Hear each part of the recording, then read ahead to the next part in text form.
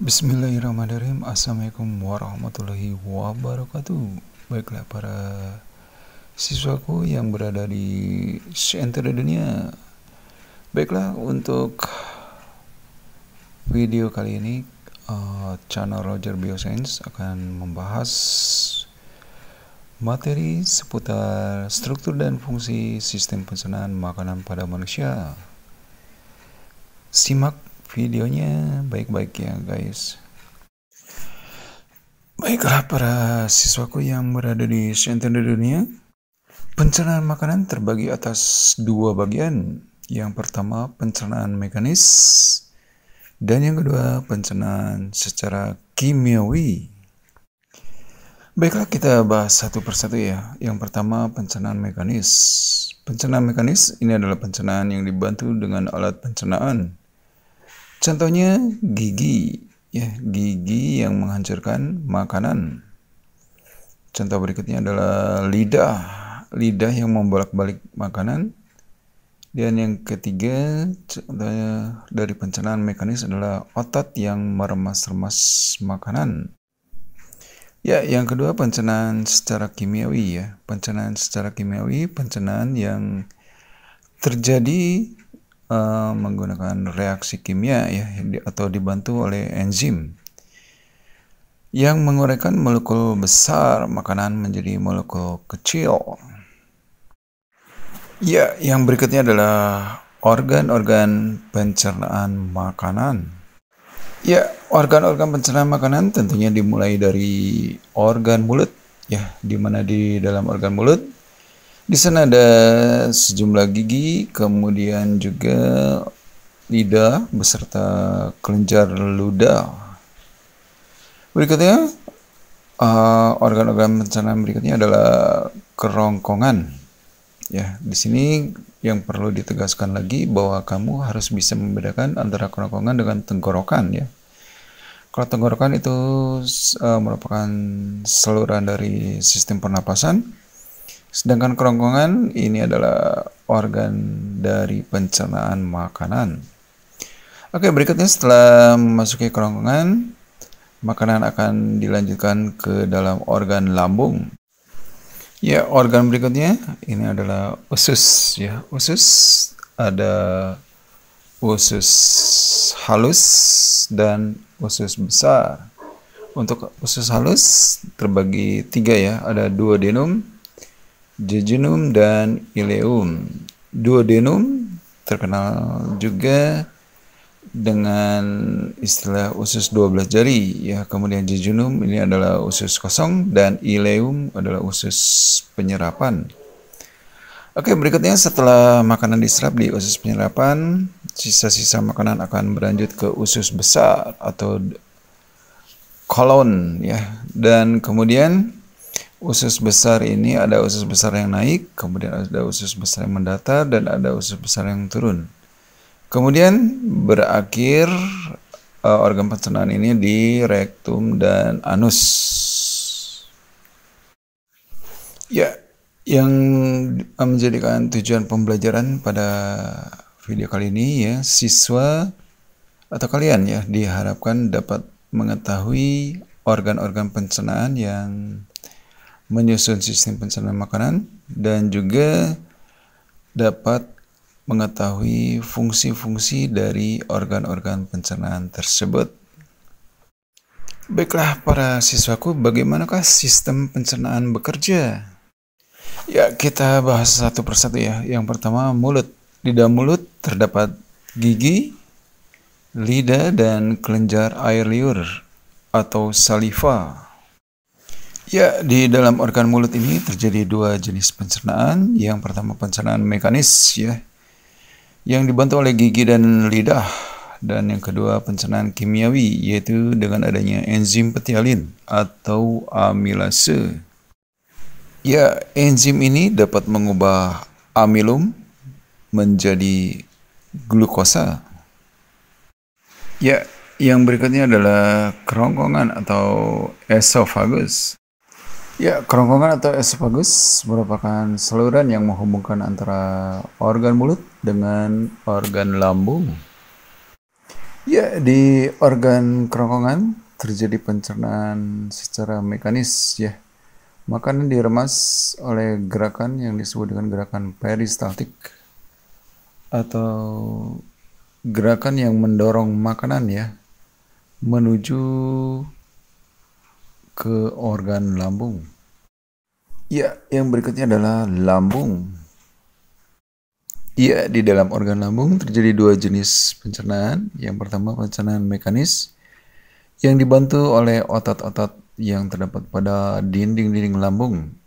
Kemudian yang kedua, pencernaan kimiawi yang dibantu oleh sejumlah enzim. Ya, enzim-enzim yang terdapat pada organ lambung diantaranya ada enzim renin ya untuk mengendapkan protein kasein susu. Kemudian yang berikutnya adalah HCl atau asam klorida untuk membunuh kuman-kuman. Dan yang berikutnya adalah enzim pepsin ya yang berguna untuk memecah protein menjadi pepton. Ya, yang berikutnya adalah usus halus.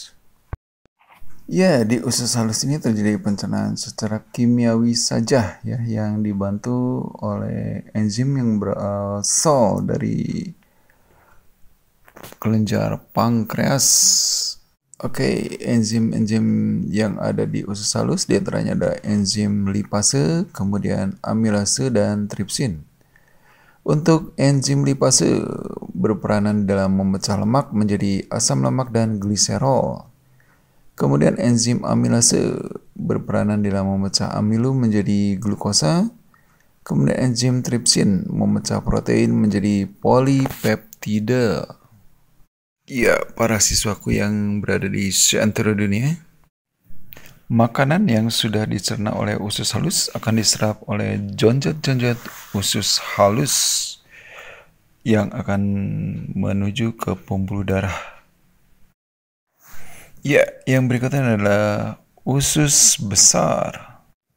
Ya, jadi siswaku setelah sari-sari makanan diserap di usus bagian penyerapan, sementara itu sampah-sampahnya akan bergerak menuju ke usus besar.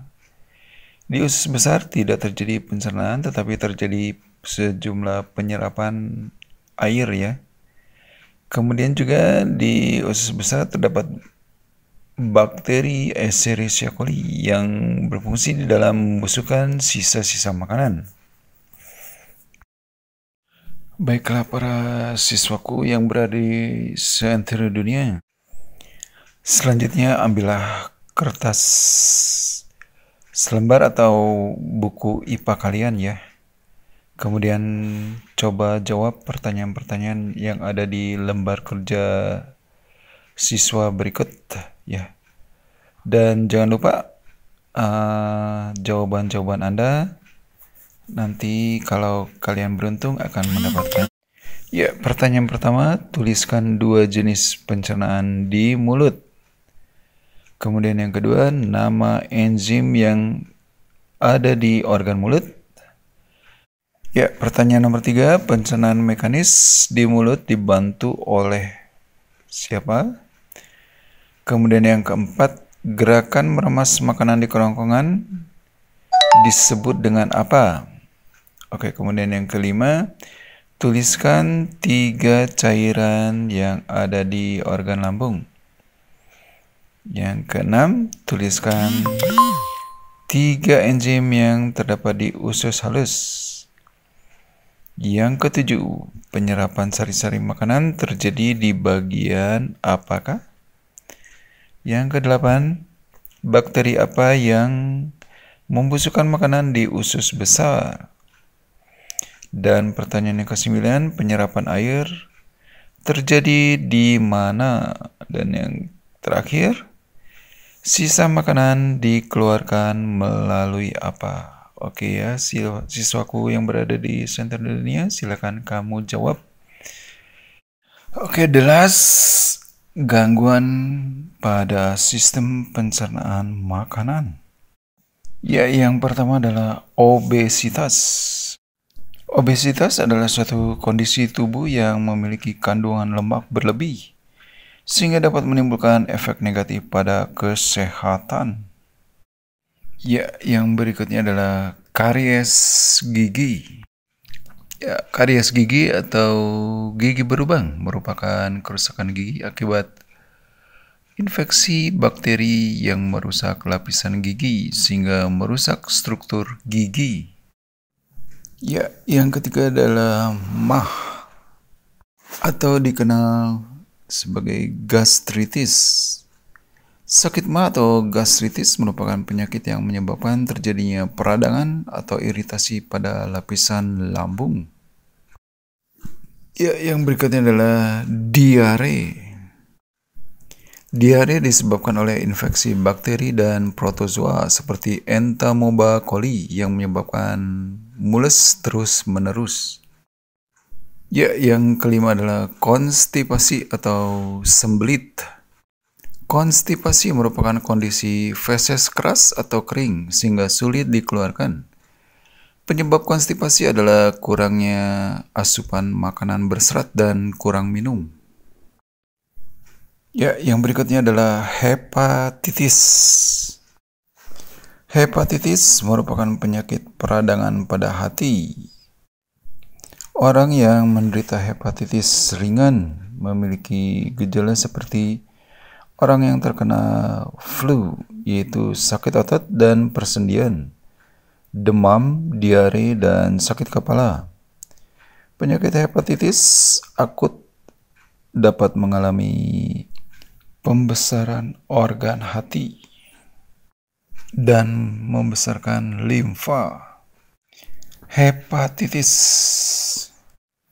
Hepatitis apabila tidak ditangani dapat menyebabkan kerusakan pada organ hati dan juga dapat menyebabkan sirosis, gangguan pada organ hati. Ya, gangguan berikutnya pada sistem pencernaan makanan bisa berupa gejala kekurangan vitamin. Vitamin-vitamin yang dibutuhkan oleh tubuh sebenarnya sangat sedikit. Namun kalau kekurangan dapat menyebabkan berbagai macam penyakit, ya. Ya, silakan untuk para siswaku untuk mempelajari tabel tentang gejala kekurangan vitamin. Dan alangkah baiknya kalau tabel ini pun disertakan di buku IPA kalian. Ya, berikutnya gejala kekurangan mineral. Ya, silakan untuk para pemirsa siswaku yang berada di seluruh dunia untuk mencatat tabel tentang gejala kekurangan mineral ini.